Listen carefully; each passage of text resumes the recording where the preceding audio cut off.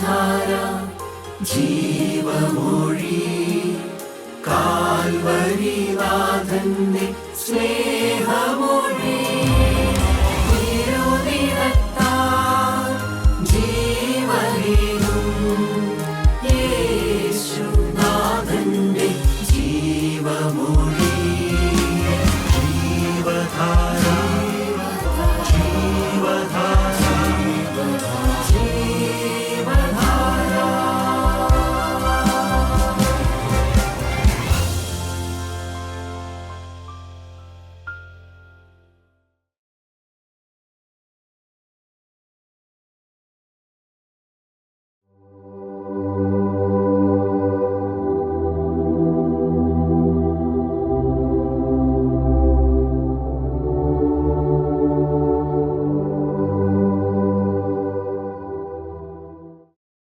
യേശുക്രിസ്തുവിൻ്റെ പരിശുദ്ധമായ നാമം മഹത്വപ്പെടുമാറാകട്ടെ.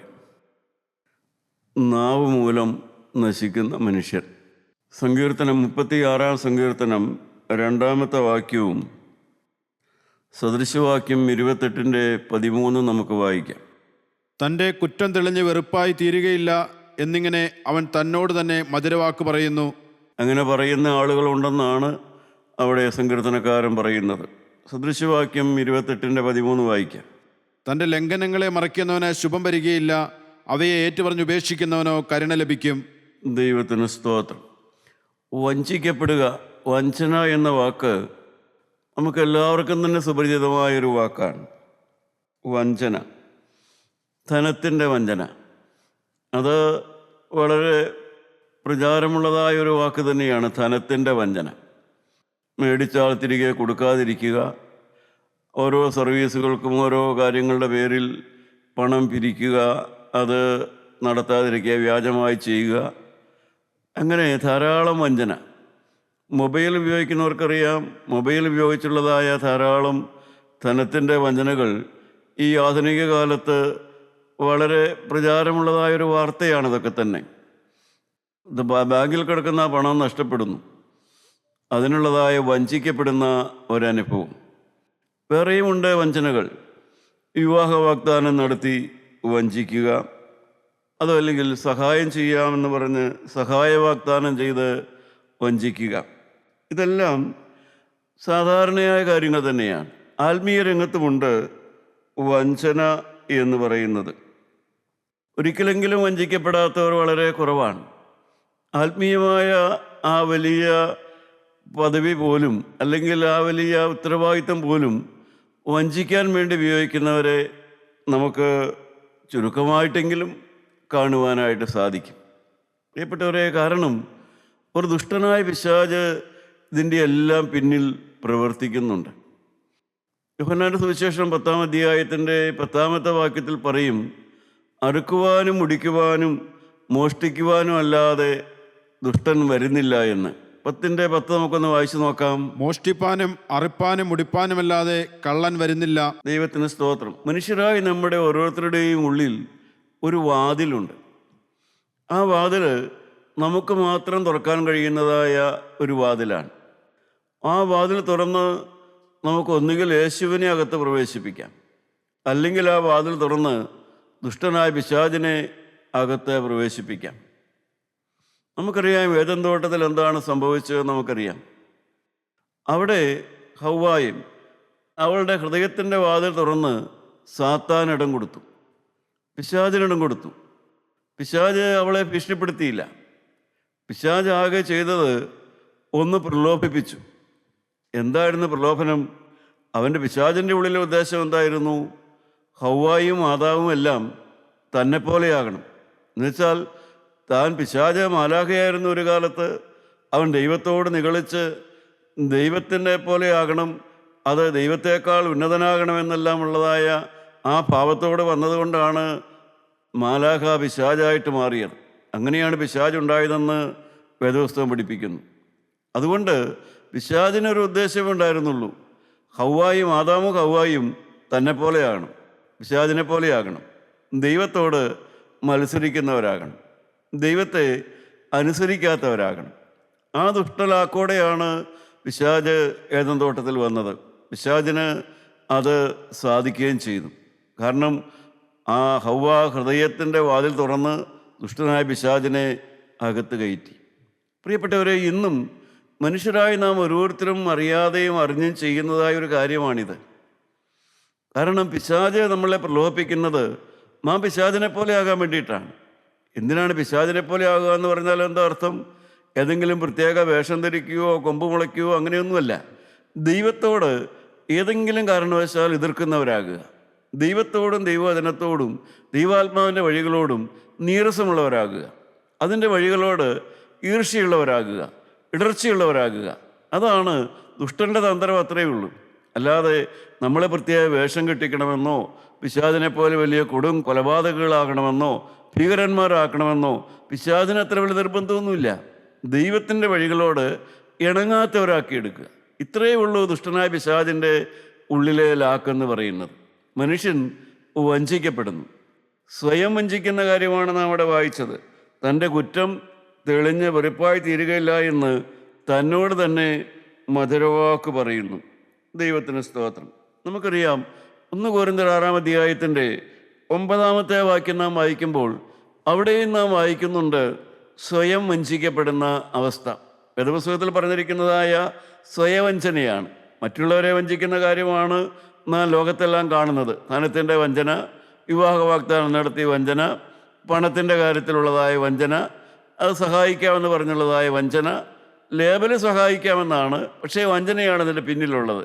അതെല്ലാം മറ്റുള്ളവരെ വഞ്ചിക്കുന്നതാണ്. സ്വയവഞ്ചനയുടെ 2 കാര്യമാണ്. ഒന്ന്, തന്നോട് തന്നെ മധുരവാക്ക് പറയുക. എൻ്റെ കുറ്റം ആരും അറിയില്ല, ഞാൻ ചെയ്തത് ഒരിക്കലും പുറത്താവില്ല, അത് ലോകത്തൊരു മനുഷ്യനും അറിയില്ല എന്ന് തന്നോട് തന്നെ മധുരവാക്ക് പറഞ്ഞുകൊണ്ടിരിക്കുക. 1 കൊരിന്ത്യർ 6-ാം അധ്യായത്തിൻ്റെ 9-ാമത്തെ വാക്യം വായിക്കാം. അന്യായം ചെയ്യുന്നവർ ദൈവരാജ്യം അവകാശമാക്കുകയില്ല എന്ന് അറിയുന്നില്ലയോ? നിങ്ങളെ തന്നെ വഞ്ചിക്കാതിരിപ്പിൻ. ദുർനടപ്പുകാർ, വിഗ്രഹാരാധികൾ, വ്യഭിചാരികൾ, സ്വയഭോഗികൾ, പുരുഷകാമികൾ, കള്ളന്മാർ, അത്യാഗ്രഹികൾ, മദ്യപന്മാർ, വാവിഷ്ഠാനക്കാർ, പിടിച്ചുപറിക്കാർ എന്നിവർ ദൈവരാജ്യം അവകാശമാക്കുകയില്ല. ദൈവത്തിന് സ്തോത്രം. പ്രിയപ്പെട്ടവരെ, ഇതെല്ലാം ജീവിതത്തിലുണ്ടെങ്കിലും ഞാൻ സ്വർഗത്തിൽ പോകും. ആ ചിന്തയുള്ളവരാണ് നിങ്ങളെ തന്നെ വഞ്ചിക്കാതിരിപ്പിനെന്നാണ് അപ്പോസ്തലനായ പൗലോസ് അവിടെ ഓർപ്പിക്കുന്നത്. കാരണം അപ്പോസ്തലൻ പറയുന്നതായ ആ സ്വഭാവങ്ങൾ, മദ്യപാനമുണ്ടെങ്കിൽ ആ കുറേ സ്വഭാവങ്ങളൊക്കെ അപ്പോസ്തലൻ വിവരിക്കുന്നുണ്ട്. ഈ സ്വഭാവങ്ങളെല്ലാം നമ്മുടെ ജീവിതത്തിൽ ഉണ്ടെങ്കിൽ നാം ഒരിക്കലും ദൈവരാജ്യത്തിൽ കിടക്കില്ല. നാം ഏത് മതത്തിലോ ഏത് സഭയിലോ ഏത് ആത്മീയ പ്രസ്ഥാനങ്ങളിലോ ഏതെല്ലാം ശുഷ്കാന്തിയോടെ എന്തെല്ലാം വേല ചെയ്യുന്നവരായാലും ശരി, ജീവിതത്തിൽ ഈ സ്വഭാവങ്ങളുണ്ടോ എന്നുള്ളതാണ് പ്രാധാന്യമുള്ളത്. ആ സ്വഭാവത്തിൽ ഏതെങ്കിലും ഒന്നുണ്ടെങ്കിൽ പ്രിയപ്പെട്ടവരെ ദൈവരാജ്യത്തിൽ കിടക്കുകയില്ല. പക്ഷേ ഇതെല്ലാം ജീവിതത്തിലുണ്ടെങ്കിലും ദുർനടപ്പുകാർ, വിഗ്രഹാരാധികൾ, വ്യഭിചാരികൾ, സ്വയഭോഗികൾ, പുരുഷകാമികൾ, കള്ളന്മാർ, അത്യാഗ്രഹികൾ, മദ്യപന്മാർ, വാവിഷ്ഠാനക്കാർ എന്നെല്ലാം പറഞ്ഞാൽ നമുക്കറിയാം, വാവിഷ്ഠാനം, റിവൈവലർ, മറ്റുള്ളവരെ ഇങ്ങനെ കുറ്റം പറഞ്ഞുകൊണ്ട് നടക്കുക. അങ്ങനെയൊക്കെ പറഞ്ഞുകൊണ്ട് നടന്നാലും ഞാൻ ആത്മീയനാ, ഞാൻ സഭയിലാ, ഞാൻ കൂട്ടായ്മയിലാ, ഞാൻ ദൈവവേലക്കാരനാ, അതുകൊണ്ട് ഞാൻ ദൈവരാജ്യത്തിൽ പോകും. അതാണ് സ്വയവഞ്ചന എന്ന് പറയുന്നത്. പ്രിയപ്പെട്ടവരെ, രഹസ്യപാപങ്ങൾ എന്തെല്ലാം എൻ്റെ ഉണ്ടെങ്കിലും പരസ്യപാപങ്ങളെ ഗൗരവമായി കണക്കാക്കുന്ന ഒരു സമൂഹമാണ് ഇന്ന് ക്രൈസ്തവരിൽ മാനസാന്തരപ്പെട്ടവരെന്ന് പറയുന്നത്. അവർ പരസ്യപാപങ്ങൾ ഒഴിവാക്കിയേ പോകുള്ളൂ. പക്ഷേ അവർ രഹസ്യപാപങ്ങളെ താലോലിക്കുന്നവരുമാണ്. പക്ഷേ അവർ ദൈവരാജ്യത്തിൽ ഉണ്ടാകുകയില്ല എന്ന് ഭാഗ്യവാനായ അപ്പോസ്തലൻ മുന്നറിയിപ്പ് കൊടുക്കുകയാണ് ചെയ്യുന്നത്. ദൈവമക്കളെ, നമുക്ക് തന്നെത്താനെ മധുരവാക്ക് പറയുന്ന ആളുകളെക്കുറിച്ച് നമുക്കൊന്ന് വായിച്ചു നോക്കാം. 36-ാം സങ്കീർത്തനം ദാവീദിൻ്റെ സങ്കീർത്തനമാണ്. ദാവീദ് എന്താണ് ഇവിടെ പറയുന്നത്? അതിൻ്റെ തലക്കെട്ട് തന്നെ യഹോവയുടെ ദാസനായ ദാവീദിൻ്റെ സങ്കീർത്തനമെന്നാണ്. ഞാൻ യഹോവയുടെ ദാസനാണ്. സങ്കീർത്തനക്കാരനായ ദാവീദ് പറയുകയാണ്, ഞാൻ ദൈവത്തിൻ്റെ ഒരു ദാസനാണ്, ഞാൻ ഇസ്രായേലിലെ രാജാവാണ് എന്ന് ദാവീദ് പറഞ്ഞതായി ഞാൻ ഒരിക്കലും വായിച്ചതായിട്ട് ഓർക്കുന്നില്ല. പ്രിയപ്പെട്ടവരെ, പക്ഷേ ദാവീദ് പലപ്പോഴും പറയുന്നുണ്ട്, ഞാൻ യഹോവയുടെ ഒരു ദാസനാണ്. കാരണം ദാവീദിന് ഇസ്രായേലിലെ രാജാവെന്നുള്ള ആ ലോകത്തിലെ പദവിയേക്കാൾ വിലയുള്ളതും മൂല്യമുള്ളതായിട്ട് ദാവീദ് കാണുന്നത്, ഞാൻ ദൈവത്തിൻ്റെ ഒരു ദാസനാണെന്നുള്ളതാണ്. ദൈവമക്കളെ, നിങ്ങൾ ഏതിനാണ് വില കൊടുക്കുന്നത്? ഈ ലോകത്തിലെ നിങ്ങളുടെ സ്ഥാനമാനങ്ങൾക്കോ പദവികൾക്കോ നിങ്ങൾ ഉന്നതരായിരിക്കാം. നിങ്ങൾ സമൂഹത്തിലോ സഭയിലോ ഏതെങ്കിലും സംഘടനയിലോ ഒക്കെ വലിയ ഒരു സ്ഥാനത്തായിരിക്കാം.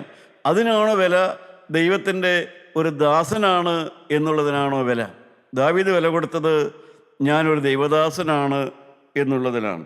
ദാവീദിന് അതിൽ വലിയ അഭിമാനമുള്ളതായ ഒരു കാര്യമാണ്. 35-ാം സങ്കീർത്തനത്തിൽ ദാവീദ് പറയുന്നുണ്ട്, 27-ാമത്തെ വാക്യം, 35-ാം സങ്കീർത്തനം 27-ാമത്തെ വാക്യം, എൻ്റെ നീതിയിൽ പ്രസാദിക്കുന്നവർ ഘോഷിച്ചാനന്ദിക്കട്ടെ, തൻ്റെ ദാസന്റെ ശ്രേയസിൽ പ്രസാദിക്കുന്ന യഹോവ മഹത്വമുള്ളവൻ എന്നിങ്ങനെ അവർ എപ്പോഴും പറയട്ടെ. ദൈവത്തിന് സ്തോത്രം. ദാവീദ് പറയുകയാണ്, തൻ്റെ മക്കളെ സഹായിച്ച് ഉയർത്തുന്ന ദൈവത്തിലാണ് എനിക്ക് പ്രത്യാശയുള്ളത്. തൻ്റെ ദാസൻ്റെ ശ്രേയസിൽ എന്ന് വെച്ചാൽ തൻ്റെ അടിമകളായി തൻ്റെ മക്കളായി ജീവിക്കുന്ന മനുഷ്യൻ്റെ ഉയർച്ചയിലാണ് ദൈവം സന്തോഷിക്കുന്നത്. അങ്ങനെയുള്ളതായ ആ ദൈവവുമായുള്ള ബന്ധത്തിലാണ് ഞാൻ സന്തോഷിക്കുന്നത് എന്നാണ് ദാവീദ് പറയുന്നത്. അവിടെ ദാവീദ് പിന്നീട് പറയുകയാണ്, അതിൻ്റെ 1-ാമത്തെ വാക്യം വായിക്കാം. 36-ാം അധ്യായം 1-ാമത്തെ വാക്യം. ദുഷ്ടന് തൻ്റെ ഹൃദയത്തിൽ പാപാദേശമുണ്ട്. ദുഷ്ടന് തൻ്റെ ഹൃദയത്തിൽ പാപാദേശമുണ്ട് എന്ന് വെച്ചാൽ sin lurks deep in the heart of the wicked's. പാപം ദുഷ്ടൻ്റെ ഹൃദയത്തിൻ്റെ ഏറ്റവും അടിത്തട്ടിൽ കിടക്കുന്നുണ്ട്. പാപാദേശമുണ്ട്. Forever urging to come out. എപ്പോഴും ആ പാപത്തിനകത്ത് കിടക്കുന്ന ആ പാപചിന്തയ്ക്ക്, അഹങ്കാരത്തിന്, തന്നിഷ്ടത്തിന്, മോഹത്തിന് പുറത്തേക്ക് വരാനുള്ളതായ ഒരാഗ്രഹം എപ്പോഴും ഉണ്ടായിരിക്കും. ഹൃദയത്തിൻ്റെ അടിത്തട്ടിൽ കിടക്കുന്ന പാപത്തിന്, സിൻ ലർക്ക് ഇൻസൈഡ് ദ ഹാർട്ട്. പാപ ആദേശമുണ്ട്. പാപ ഉദ്ദേശമല്ല, പാപാദേശമുണ്ട്. ദൈവത്തിന് സ്തോത്രം. എന്ന് പറഞ്ഞാൽ എന്താ അർത്ഥമുള്ളത്? പ്രിയപ്പെട്ടവരെ, നമ്മുടെ കിണർ, നിങ്ങളുടെ വീട്ടിലെ സ്വന്തം കിണർ, ആ കിണറിൻ്റെ അടിത്തട്ട് നിങ്ങൾ എത്ര പേര് കണ്ടിട്ടുണ്ടായിരിക്കും? ആ കിണറിൻ്റെ അടിത്തട്ട് കാണണമെങ്കിൽ നല്ല വേനൽക്കാലത്ത് ആ കിണർ വറ്റിച്ചാൽ മാത്രമേ അതിൻ്റെ അടിത്തട്ട് കാണുകയുള്ളൂ. സാധാരണ ഒരു വീട്ടിലെ മക്കളൊന്നും അത് കണ്ടു കാണാൻ പോലും സാധ്യതയില്ല. അവർ കിണറ്റിലെ വെള്ളം കുടിക്കുന്നുണ്ട്, പക്ഷേ ആ കിണറിൻ്റെ അടിത്തട്ട് അവർ കണ്ടിട്ടില്ല. അതുപോലെ തന്നെ മനുഷ്യരായ പലർക്കും, വിശ്വാസികളെന്ന് അറിയപ്പെടുന്നവർക്ക് പോലും ഈ പാപം എവിടെയാണ് വസിക്കുന്നത് എന്നറിഞ്ഞുകൂടാ. എവിടെയാണ് പാപം വാഴുന്ന സ്ഥലം? എവിടെയാണ് ഈ ലോകത്തിൽ എവിടെയാണ് പാപം വാഴുന്നത്? പാപം വാഴുന്ന സ്ഥലമെന്ന് പറഞ്ഞ ഒരു സ്ഥലം ലോകത്തെങ്ങും കാണാനില്ല. ഇവിടെ പാപമുണ്ട്, അവിടെ പാപമുണ്ട്, ഇവിടെ പാപത്തിൻ്റെ സ്റ്റോറേജ് ഉണ്ട്. അങ്ങനെ ഒരു സ്ഥലം ലോകത്തൊരു സ്ഥലത്തുമില്ല. പിന്നെ എവിടെയാണ് പാപം വാഴുന്നത്? പാപം വാഴുന്നത് മനുഷ്യൻ്റെ ഹൃദയത്തിനകത്താണ്. അതാണ് മനുഷ്യൻ കാണുന്നില്ല. എൻ്റെ ഹൃദയത്തിലാണ് പാപം കിടക്കുന്നതെന്ന് അറിയാതെയാണ് മനുഷ്യൻ പുറമേ ബാഹ്യമായ എല്ലാ കാര്യത്തിലും ഏർപ്പെടുന്നത്. അങ്ങനെയാണ് പ്രിയപ്പെട്ടവരെ. പാപം വാഴുന്നത് ഹൃദയത്തിൻ്റെ അകത്താണ്. അതാണ് മനുഷ്യന് അറിവില്ല. അതവിടെ ഇല്ല എന്നുള്ള മട്ടിലാണ് മനുഷ്യൻ്റെ പ്രവൃത്തിയും പെരുമാറ്റവും പ്രസംഗവും അവൻ്റെ പ്രവർത്തനങ്ങളും അവൻ്റെ ശുശ്രൂഷകളും അവൻ്റെ സകല നടപ്പും എല്ലാം ഇതിൻ്റെ അകത്ത് ഈ പാപം കിടക്കുന്നുണ്ട് എന്ന് അവൻ അറിയാതെ തന്നെ, എന്നുവെച്ചാൽ അത് ഒരിക്കലും ആരും കാണില്ല എന്നുള്ളതാണ് വിചാരം. ദൈവത്തിന് സ്തോത്രം. പക്ഷേ എന്താ സംഭവിച്ചത്? അവൻ്റെ പാപം വെളിപ്പെട്ടു വരും. പാപം വെളിപ്പെടാതിരിക്കുകയില്ല. ദൈവത്തിന് സ്തോത്രം. ദൈവമക്കളെയും തൻ്റെ കുറ്റം തെളിഞ്ഞ് പുറത്തു വരികയില്ല എന്ന് ദുഷ്ടൻ എപ്പോഴും ചിന്തിക്കുന്നതായ ഒരു കാര്യമാണിത്. പക്ഷേ അവൻ്റെ പാപം പുറത്തു വരും. എന്താണ് നാം വായിക്കുന്നത്? അതിൻ്റെ 3-4 വാക്യം നമുക്ക് വായിക്കാം. അവൻ്റെ വായിലെ വാക്കുകൾ അകൃത്യവും വഞ്ചനയുമാകുന്നു. ബുദ്ധിമാനായിരിക്കുന്നതും നന്മ ചെയ്യുന്നതും അവൻ വിട്ടുകളഞ്ഞിരിക്കുന്നു. അവൻ്റെ വായിലെ വാക്ക് അകൃത്യവും വഞ്ചനയുമാകുന്നു. ഇത് തന്നെയാണ് റോമാലേഖനത്തിൽ അപ്പോസ്തലനായ പൗലോസ് എടുത്ത് പറയുന്നത്. സഭയിലുള്ളവരോട് കൂടെ പറയുന്നത്, വിശ്വാസത്തിലേക്ക് വന്നവരെ കുറിച്ചാണ് പറയുന്നത്. റോമാലേഖനം 3-ാം അധ്യായം 13-14 വാക്യം വായിച്ചാൽ വിശ്വാസത്തിലേക്ക് വന്നവരുടെ നാവിനെക്കുറിച്ചും ഹൃദയത്തെക്കുറിച്ചും എല്ലാം ഭാഗ്യവാനായ അപ്പോസ്തലൻ ഓർപ്പിക്കുന്നുണ്ട്. വായിക്കാം. അവരുടെ തൊണ്ട തുറന്ന ശവക്കുഴി, അവരുടെ തൊണ്ട തുറന്ന ശവക്കുഴി.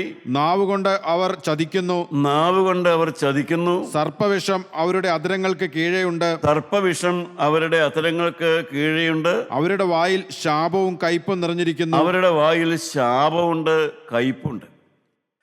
വിരോധമുള്ള വാക്കുകളുണ്ട്, ഇടർച്ചയുടെ വാക്കുകളുണ്ട്, ഇണങ്ങിപ്പോകാത്ത വാക്കുകളുണ്ട്, ശാപവാക്കുകളുണ്ട്. ഇതെല്ലാം വിശ്വാസികളുടെ ഉള്ളിലുണ്ടെന്നാണ് പറയുന്നത്. സങ്കീർത്തനക്കാരൻ പറയുകയാണ്, ഇതെല്ലാം മനുഷ്യൻ്റെ ഉള്ളിലുണ്ട്. ഇതെല്ലാം മനസ്സിലാക്കിക്കൊണ്ട് പ്രിയപ്പെട്ടവരെ, നാം എത്രമാത്രം നമ്മുടെ നാവിനെ സൂക്ഷിക്കുന്നവരാണ്. കാരണം മനുഷ്യൻ്റെ ചിന്ത അവൻ്റെ പാപം ഒരിക്കലും പുറത്തു വരികയില്ല.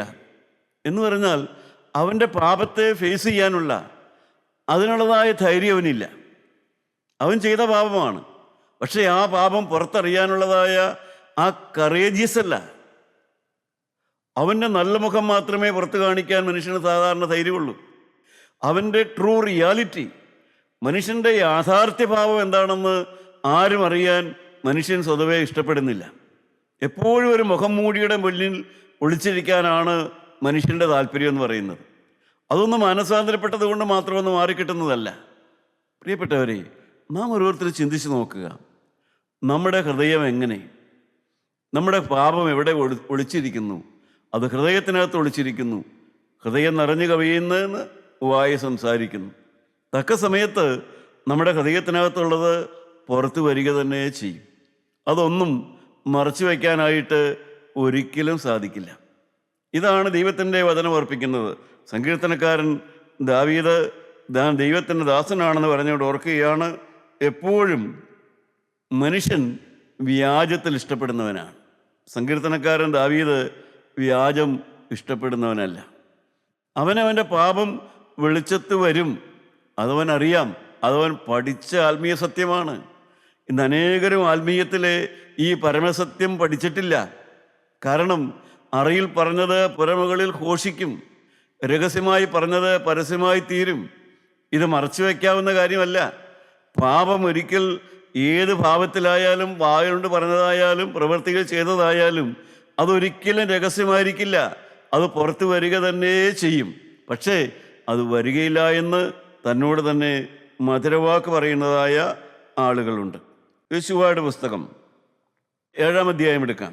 യോശുവ നമുക്കറിയാം, ആത്മീയ വീര്യത്തോടെ വിശ്വാസത്തിലും ധൈര്യത്തിലും നിറഞ്ഞു വന്നതായ ഒരു ദൈവദാസനായിരുന്നു. ആ യോശുവ ഒരു വലിയ പാഠം പഠിച്ചു.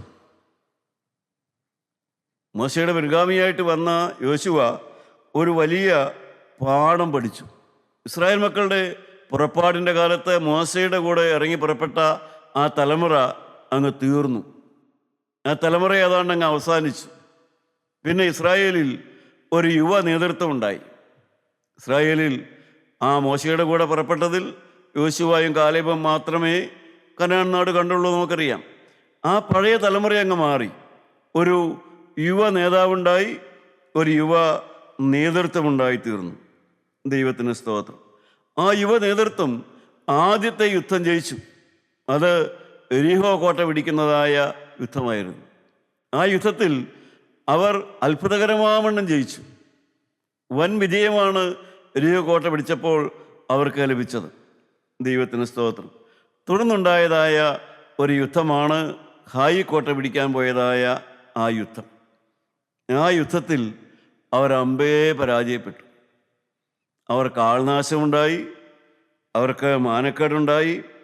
മാത്രമല്ല, അവർ തകർന്ന് തരിപ്പണമായിപ്പോയി.